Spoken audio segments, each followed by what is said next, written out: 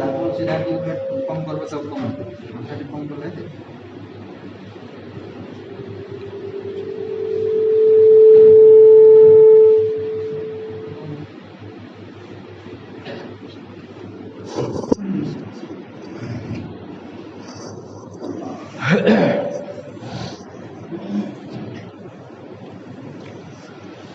إن الحمد لله نحمده ونستعينه ونستغفره ونعوذ بالله من شرور أنفسنا ومن سيئات أعمالنا من يهدي الله فلا مضل له ومن يضلله فلا هادي له وأشهد أن لا إله إلا الله وحده لا شريك له وأشهد أن محمدا عبده ورسوله أما بعد فإن أصدق الحديث كتاب الله وخير الهدي هدي محمد صلى الله عليه وسلم وخير الأمور أواسمها وشر الأمور محدثاتها وكل محدثة بدعة وكل بدعة ضلالة وكل ضلالة في النار. أعوذ بالله من السميع العليم من الشيطان الرجيم من حمزه ونفخه ونفسه. بسم الله الرحمن الرحيم. يا أيها الذين آمنوا اتقوا الله حق تقاته ولا تموتن إلا وأنتم مسلمون. يا أيها الناس اتقوا ربكم الذي خلقكم من نفس واحدة وخلق منها زوجها وبث منهما رجالا كثيرا ونساء واتقوا الله الذي تساءلون به والأرحام إن الله كان عليكم رقيبا. يا أيها الذين آمنوا اتقوا الله وقولوا قولا سديدا يصلح لكم أعمالكم ويغفر لكم ذنوبكم ومن يطيع الله ورسوله فقد فاز فوزا عظيما. وقال في موضع آخر أعوذ بالله من الشيطان الرجيم بسم الله الرحمن الرحيم. من كان يريد حرث الآخرة نزد له في حرثه ومن كان يريد حرث الدنيا نؤتيه منها وما له في الآخرة من نصيب. رب اشرح لي صدري ويسر لي أمري واحلل عقدة من لساني يفقهوا قولي. رب زدني علما رب زدني علما رب زدني علما. سبحانك لا علم لنا إلا ما علمتنا إنك أنت العليم الحكيم. اللہ رب العالمین کی حمد و ثنا، تعریف و توصیف، کبریائی بڑائی، حمد و سپاس بیان کرنا لائق و زبا ہے اس پروردگار عالم نے ہمیں اس دار فانی کے اندر پیدا فرمایا، اور پیدا کرنے کے بعد ہم کو یوں ہی بے راہ روی پر نہیں چھوڑ دیا، ضلالت اور گمراہی پر نہیں چھوڑ دیا، بلکہ ہمیں سیدھی راہ پر گامزن کرنے کے خاطر، صراط مستقیم پر چلانے کی خاطر ضلالت اور گمراہی سے، بدعات اور خرافات سے، حرام اور گناہ سے بچانے کی خاطر اللہ رب العالمین نے اس دنیا کے اندر بے شمار انبیاء اکرام کو مبعوث فرمایا ہے۔ انہی انبیاء اکرام میں سے ہمارے آخری نبی، تاجدار مکی و مدنی، امام الانبیاء والرسل، صاحب حوض کوثر محمد صلی اللہ علیہ وسلم کی ذات گرامی ہے، جن کے اوپر ہزاروں ہزار درود و سلام ہو۔ اللہم صلی علیہ، اللہم بارک علیہ۔ معزز سامعین، امت مسلمہ، تمام میرے دینی اور ملی بھائیوں، پردہ نشین مائیں اور بہنیں، میں نے آپ لوگوں کے سامنے سورہ شورى کی ایک آیت کریمہ، مختصر آیت کریمہ تلاوت کی ہے۔ اللہ رب العالمین اس آیت کریمہ کریں ارشاد فرما رہا ہے من کانا یرید حرث الآخرۃ نزد لہ فی حرثہ، جو آدمی آخرت کا کھیتی چاہتا ہے نزد لہ فی حرثہ، تو ہم اس کی کھیتی میں مزید اضافہ کر دیتے ہیں۔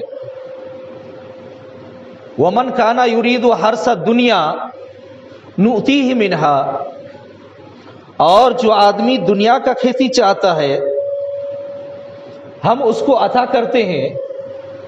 وما لہ فی الآخرۃ من نصیب، لیکن آخرت میں اس آدمی کا کوئی حصہ نہیں ہوگا۔ یہ آیت کریمہ جو سورہ شورى کی آیت ہے، یہ آیت کریمہ کا ترجمہ ہے۔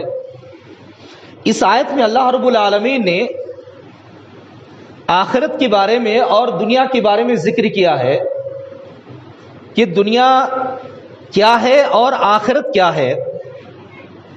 اللہ رب العالمین ارشاد فرما رہا ہے کہ جو آدمی آخرت کی کھیتی چاہتا ہے، من کانا یرید حرث الآخرۃ، جس آدمی کا مقصد دنیا میں آخرت کمانا رہتا ہے، آخرت میں کامیابی حاصل کرنا رہتا ہے، جس آدمی کا مقصود یہ ہوتا ہے دنیا میں رہتے ہوئے کہ میں آخرت میں کامیاب ہو جاؤں، تو اللہ رب العالمین فرما رہا ہے نزد لہ فی حرثہ، تو اس کی کھیتی میں ہم مزید اضافہ کر دیتے ہیں۔ یعنی اللہ رب العالمین کی طرف سے اس آدمی کو اور توفیق ملنے لگتی ہے آخرت کمانے کی۔ ومن کانا یرید حرث الدنیا، لیکن جو آدمی دنیا چاہتا ہے، دنیا کی کھیتی چاہتا ہے، صرف اس کے دل و دماغ کے اندر یہ بیٹھا ہوا ہے کہ میں دنیا کما لوں، دنیا ہی کے اندر سب کچھ کر لوں، تو اللہ رب العالمین فرما رہا ہے نؤتیہ منہا، تو میں اس کو دے دیتا ہوں، دنیا کے اندر کیا ہے اس کو دے دیتا ہوں۔ وما لہ فی الآخرۃ من نصیب، لیکن آخرت میں اس آدمی کا کوئی حصہ نہیں ہوگا۔ اللہ رب العالمین نے اسی طریقے سے ایک آیت کریمہ سورہ بنی اسرائیل کے اندر بھی اللہ رب العالمین ارشاد فرمایا ہے من کانا یرید العاجلۃ عجلنا لہ فیہا ما نشاء لمن نرید، کہ جو آدمی دنیا کے اندر جلدی چاہتا ہے، دنیا کے اندر جو آدمی جلدی چاہتا ہے تو اللہ فرما رہا ہے عجلنا لہ، ہم اس کو جلدی دے دیتے ہیں، لمن نرید، اور اس آدمی کو دیتے ہیں جس کا ہم ارادہ کرتے ہیں، اور اتنا دیتے ہیں جتنا ہم چاہتے ہیں۔ ثم جعلنا لہ جہنم یصلاھا مذموما مدحورا، پھر ہم اس کے لیے جہنم بنا دیتے ہیں جس کے اندر وہ دھتکارا ہوا، مذموم، دھتکارا ہوا، اس کے اندر کیا ہوگا وہ داخل ہوگا۔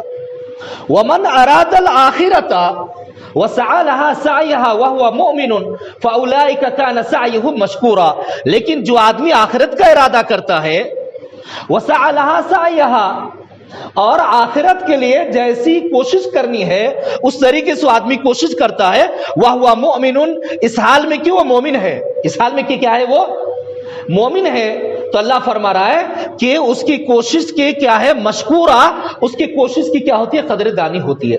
یہ دو آیت کریمہ کے اندر اللہ رب العالمین نے دنیا کی حقیقت کو بھی بتلایا ہے اور آخرت کی حقیقت کو بھی بتلایا ہے۔ خالد ابن میدان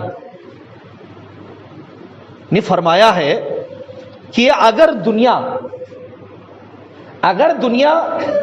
زوال پذیر جو دنیا ہے، اگر یہ سونے کی ہوتی، اور آخرت جو لازوال ہے اگر وہ ٹھیکری کا ہوتا، تو آدمی کے لیے اوپر یہ لازم اور ضروری ہوتا کہ وہ پھر بھی آخرت کو ترجیح دے، لیکن اللہ رب العالمین نے دنیا کو زوال پذیر ٹھیکرے سے بنایا ہے، اور آخرت جو لازوال ہے جس کے لیے کوئی زوال نہیں ہے، اللہ رب العالمین نے اس کو کیا ہے سونے سے بنایا ہے۔ اللہ رب العالمین اس کو، اس کے باوجود لوگ کیا کرتے ہیں دنیا ہی کو ترجیح دے رہے ہیں، اور آخرت جو لازوال ہے اس کو ترجیح نہیں دیتے ہیں۔ تو آیت کریمہ جو میں نے آپ لوگوں کے سامنے تلاوت کی ہے، اس کے اندر اللہ رب العالمین نے دنیا کی حقیقت کو بتلایا ہے کہ دنیا ہے کیا چیز اللہ رب العالمین کے نزدیک، اور ہم لوگ جو آخرت کو بھلا کر کے دنیا ہی کے پیچھے پڑ جاتے ہیں، یا تو دنیا ہی کے پیچھے پڑے ہوئے ہیں، اس کی حقیقت کو اللہ رب العالمین نے بتلایا ہے کہ اگر کوئی آدمی ایسا آدمی ہے کہ آخرت کو بھلا کر کے، جیسے کہ ہم دیکھ رہے ہیں ماحول اور معاشرے کے اندر، کہ آخرت کو بھلا کر کے جو آدمی دنیا ہی کے پیچھے پڑا ہوا ہے، اللہ رب العالمین فرما رہا ہے کہ اس آدمی کے لیے آخرت میں کوئی نصیب نہیں ہوگا۔ تو ان آیت کریمہ سے معلوم ہوا کہ اللہ رب العالمین دنیا انسان کو اتنا ہی دیتا ہے جتنا اللہ رب العالمین چاہتا ہے۔ کوئی آدمی یہ کہے کہ میں دنیا حاصل کر لوں گا، دنیا حاصل کر لوں گا، یعنی مکمل طریقے سے حاصل کر لوں گا، تو حاصل نہیں کر سکتا ہے، بلکہ اللہ رب العالمین جتنا دینا چاہے اور جس کو دینا چاہے اسی کو اللہ رب العالمین کیا کرتا ہے؟ عطا فرماتا ہے۔ دنیا کی حقیقت کیا ہے؟ اللہ کے نبی صلی اللہ علیہ وسلم کی 2-4 حدیثیں سنیں، اس کے بعد آخرت کیا ہے اس کے بارے میں بتلایا جائے گا۔ اللہ کے نبی صلی اللہ علیہ وسلم ایک مرتبہ بازار سے ہو کر کے گزر رہے تھے، حضرت جابر رضی اللہ تعالیٰ عنہ اس حدیث کے راوی ہیں کہ اللہ کے نبی صلی اللہ علیہ وسلم بازار سے ہو کر کے گزر رہے ہیں۔ اللہ کے نبی کے ساتھ بہت سارے صحابہ کرام ہیں، آگے پیچھے بہت سارے صحابہ کرام ہیں۔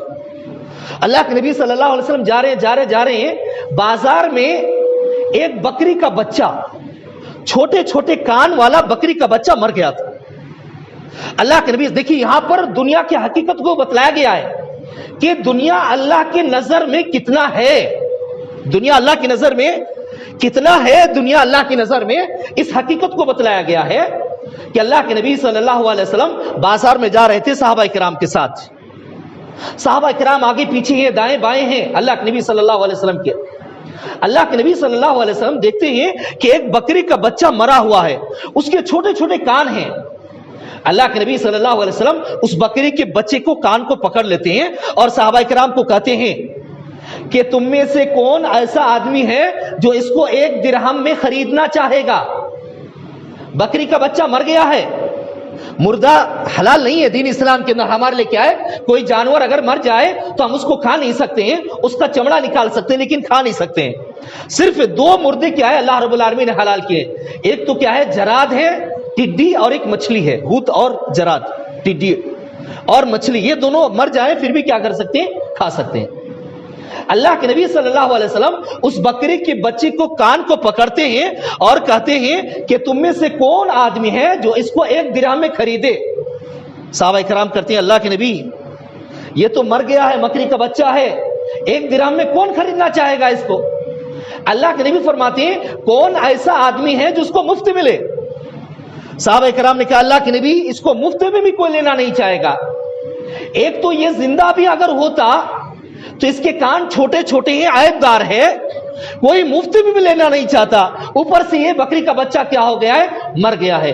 اللہ کے نبی صلی اللہ علیہ وسلم یہاں پر بیان فرما رہے ہیں، یہاں پر ہمارے درس عبرت ہے۔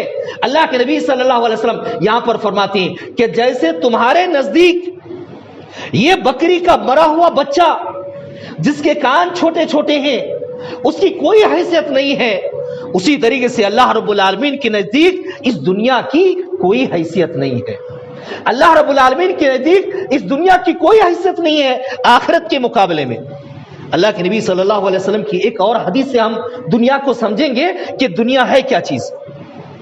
اللہ کے نبی صلی اللہ علیہ وسلم نے فرمایا کہ اگر کوئی آدمی سمندر کنارے جائے، سمندر کنارے آدمی کوئی گیا اور جا کر کے سمندر کے اندر اس نے اپنی انگلی کو ڈالا، یجعل اصابعہ، اپنے انگلی کو ڈالا فی الیم میں، سمندر کے اندر، فلینظر بما یرجع، اللہ نے فرماتے ہیں پھر وہ انگلی کو دیکھے کہ کتنا پانی لے کر کے آیا۔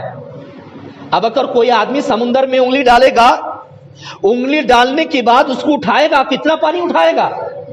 1 بوند یا 2 بوند؟ اللہ کے نبی صلی اللہ علیہ وسلم فرماتے ہیں یہی دنیا کی حیثیت ہے آخرت کے مقابلے میں۔ آخرت ایک سمندر ہے، آخرت کیا ہے؟ ایک سمندر ہے جو ایک مومن کے لیے، مسلمان کے لیے اللہ رب العالمین نے بنایا ہے۔ آخرت کیا ہے؟ ایک سمندر ہے، ایک دریا ہے جو اللہ رب العالمین نے ایک مومن کے لیے، ایک مسلمان کے لیے بنایا ہے، اور دنیا آخرت کے مقابلے میں ایک قطرہ کیا ہے؟ پانی ہے۔ ایک قطرہ کیا ہے؟ پانی ہے دنیا آخرت کے مقابلے میں۔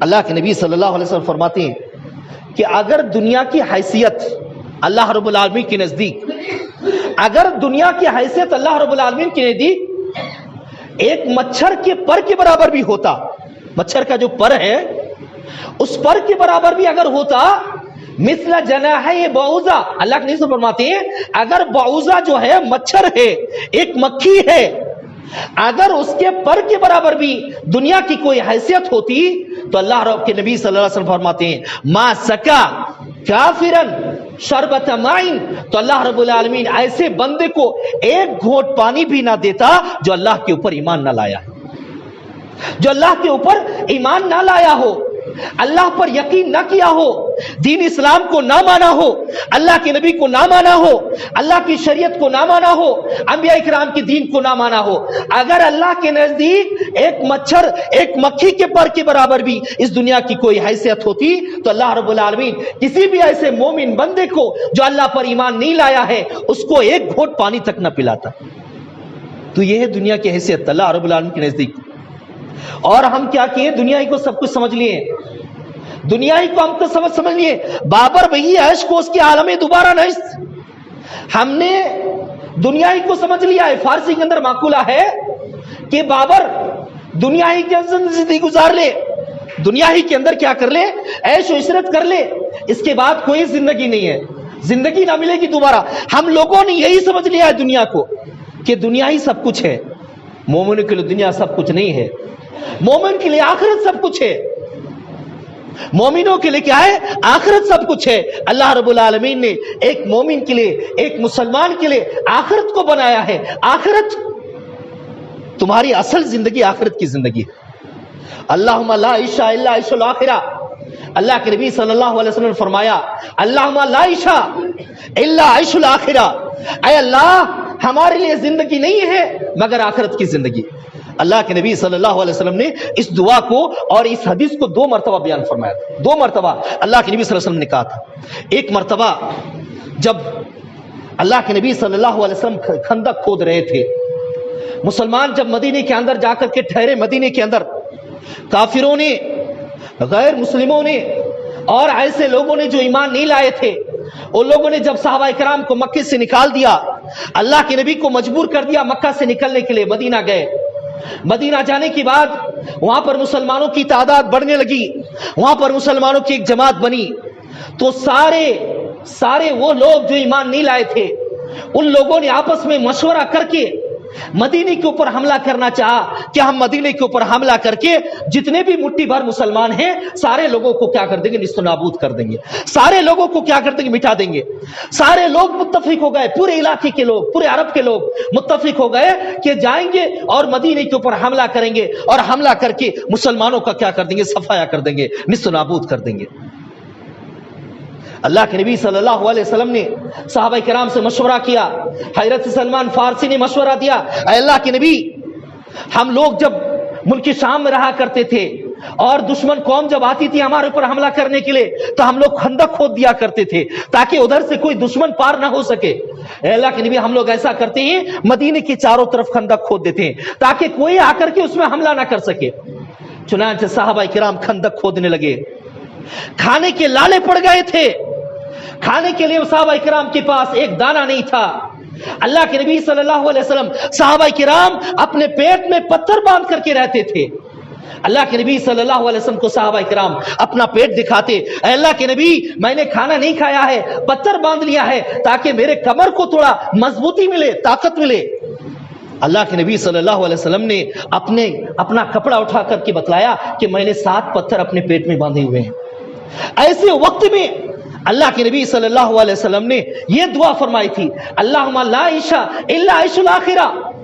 صحابہ کرام کو بتلایا تھا کہ ہماری زندگی یہ زندگی نہیں ہے، آخرت کی زندگی اصل ہے۔ اللہم لا عیش الا عیش الاخرہ، اے اللہ دنیا کی زندگی ہماری نہیں ہے، آخرت کی زندگی ہے۔ یہ تو چند دن کے لیے مشکلات ہیں، یہ تھوڑے دن کے لیے مشکلات ہیں، ہمارے لیے تو آخرت کی زندگی ہے۔ اور اسی دعا کو اللہ کے نبی صلی اللہ علیہ وسلم نے ایک مرتبہ جب اللہ کے نبی صلی اللہ علیہ وسلم حجۃ الوداع میں تھے، حجۃ الوداع میں تھے، حج کرنے کے لیے گئے تھے، تو اللہ کے نبی صلی اللہ علیہ وسلم نے مینا کے میدان میں بیان فرمایا تھا. اس وقت صحابہ کرام کی تعداد 1 لاکھ سے بھی زیادہ تھی، پورے میدان میں مسلمان بھرے ہوئے تھے. تو اللہ کے نبی صلی اللہ علیہ وسلم نے اس جم غفیر کو دیکھ کر بھی بیان فرمایا تھا کہ یہ تعداد، یہ مسلمانوں کی بڑھتی ہوئی تعداد، یہ ہماری زندگی نہیں ہے. اے لوگوں، اس تعداد کے اوپر اپنے آپ کے اندر گھمنڈ نہ پیدا کر لینا، اپنے آپ کے اندر غرور اور کبر نہ پیدا کر لینا. یہ ہماری زندگی نہیں ہے، بلکہ ہماری زندگی اصل میں آخرت کی زندگی ہے. تو یہ دنیا کی حقیقت. اللہ کے نبی صلی اللہ علیہ وسلم حضرت عبیدہ بن جراح ایک صحابی ہے. اللہ کے نبی صلی اللہ علیہ وسلم نے حضرت عبیدہ بن جراح کو بحرین، ایک ملک کا نام ہے بحرین، وہاں پر اللہ کے نبی صلی اللہ علیہ وسلم نے بھیجا کہ اے عبیدہ بن جراح وہاں جاؤ اور وہاں سے جزیہ لے کر کے واپس آؤ. چنانچہ حضرت عبیدہ بن جراح گئے، حضرت عبیدہ بن جراح وہاں پر گئے اور جزیہ لے کر کے واپس آئے، کچھ مال لے کر کے واپس آئے.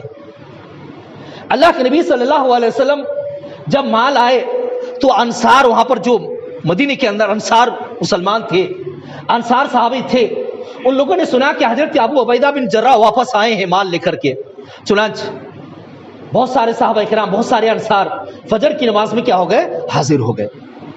اللہ کے نبی صلی اللہ علیہ وسلم نماز پڑھائے. نماز پڑھانے کے بعد سیدھا اللہ کے نبی صلی اللہ علیہ وسلم نکل کر کے جانے لگے. سیدھا نکل کر کے اللہ کے نبی صلی اللہ علیہ وسلم کیا کرنے لگے؟ جانے لگے.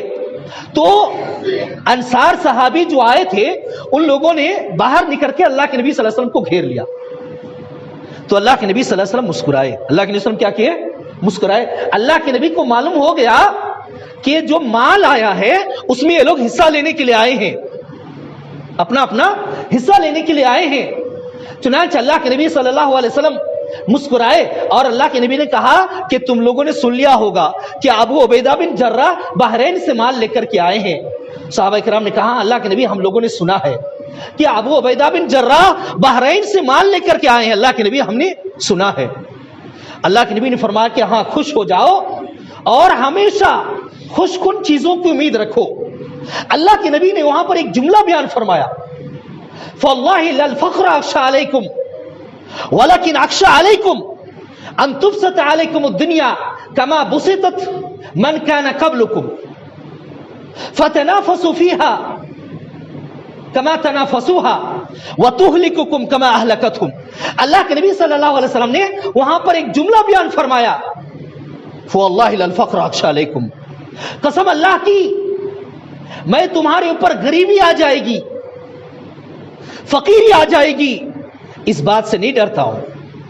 وَلَكِنْ أَخْشَى عَلَيْكُمْ، بلکہ میں اس بات سے ڈرتا ہوں کہ أَن تُبْسَطَ عَلَيْكُمُ الدُّنْيَا كَمَا بُسِطَتْ مَنْ كَانَ قَبْلُكُمْ، کہ تمہارے اوپر دنیا کو اتنا وسیع کر دیا جائے گا جیسا کہ تم سے پہلے لوگوں پر وسیع کر دیا گیا تھا. فَتَنَافَسُوا فِيهَا، تم اس کے پیچھے پڑ جاؤ گے، كَمَا تَنَافَسُوهَا، جیسے وہ لوگ پیچھے پڑ گئے تھے. فَتُهْلِكَكُمْ كَمَا هَلَكَتْهُمْ، اور دنیا تم کو ہلاک کر دے گی جیسا کہ تم سے پہلے لوگوں کو ہلاک کرتی تھی. تو یہ دنیا کی حقیقت. دیکھیے تاریخ اس بات کے اوپر گواہ ہے، تاریخ اور سیر اس بات کے اوپر گواہ ہے کہ جب بھی کسی قوم نے کسی ملک کو مغلوب کیا ہے، کسی ملک کے اوپر حملہ کیا ہے، یا تو کہیں پر حکومت کی ہے، تو ان لوگوں کا تہذیب اور تمدن اس ملک کے اوپر پڑا ہے. جیسے کہ ہندوستان کے اندر یا تو پاکستان میں، ایران میں، ہندوستان، پاکستان، بنگلہ دیش، ایران وغیرہ میں انگریزوں کی حکومت تھی، ہر آدمی کو معلوم ہے. جب بھی کسی قوم نے کسی اقوام اور ملل کے اوپر فتح حاصل کی ہے تو یہ ظاہر بات ہے کہ فاتح قوم کا تہذیب و تمدن مفتوح قوم کے اوپر پڑا ہے. یہاں تک کہ اس کی زندگی میں، اس کے رہن سہن میں، اس کے بول چال میں، اس کے تصور میں، ان کے خیالات میں ان کا اثر پڑتا ہے. یہ ظاہر بات ہے.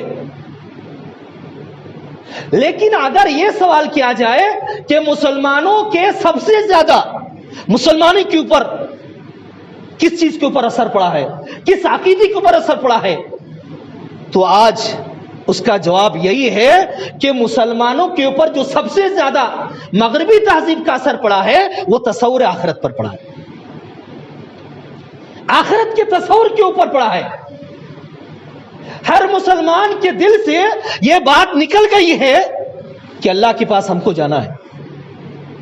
ہر انسان کے دل و دماغ سے بات نکل گئی ہے کہ قبر میں ہم کو سونا ہے۔ ہر انسان کے، ہر مسلمان کے دل و دماغ سے بات نکل گئی ہے کہ اللہ کے پاس ہم کو کھڑا ہونا ہے، اللہ کے پاس ہم کو جواب دینا ہے، اللہ کے پاس ہم کو سوال جواب ہوگا۔ تصور آخرت ایک مسلمانوں کے دل سے نکل چکا ہے، ایک مسلمانوں کے ذہن سے نکل چکا ہے، ایک مسلمانوں کے زندگی سے نکل چکا ہے تصور آخرت، آخرت کا تصور کہ قبر کے پاس جانا ہے، قبر میں سونا ہے، آخرت میں حساب و کتاب دینا ہے، آخرت میں اللہ کے پاس جانا ہے، اللہ کے پاس حساب و کتاب دینا ہے۔ یہ تصور جو ہمارے اسلاف کے پاس تھا، جو ہمارے ائمہ کے پاس تھا، یا تو جو مسلمانوں کے پاس تھا، آج ہمارے پاس وہ تصور نہیں ہے، آج ہمارے پاس فکر آخرت نہیں ہے۔ یہی وجہ ہے کہ ایک مسلمان، ہم مغربی تہذیب کے بالکل غلام اور اسیر بن چکے ہیں۔ وہ جس طریقے سے زندگی گزار رہے ہیں ہم بھی اسی طریقے سے زندگی گزار رہے ہیں، وہ جس طریقے سے صبح اٹھ رہے ہیں، شام کر رہے ہیں، شام میں سو رہے ہیں، پھر صبح اٹھ رہے ہیں، اسی طریقے سے ہماری زندگی کیا ہے، بالکل مغربی تہذیب کی بنیاد پر ہو گئی ہے۔ تو مسلمانوں کے اگر عقیدہ، جس عقیدے پر سب سے اثر پڑا ہے وہ تصوری آخرت، آخرت کا تصور جو ایک مسلمان کے دل میں ہونا تھا، ایک مسلمان کے ذہن میں ہونا تھا، وہ تصوری آخرت ہمارے دل سے کیا ہو چکا، نکل چکا۔ تو آخرت کے تعلق سے انشاءاللہ عزیز آنے والا جمعہ بتلایا جائے گا کہ آخرت کی زندگی ہے کیا، اور صحابہ کرام کیسے آخرت کے بارے میں فکر کرتے تھے۔ یہ باتیں انشاءاللہ عزیز بتلائی جائیں گی۔ اللہ رب العالمین ہم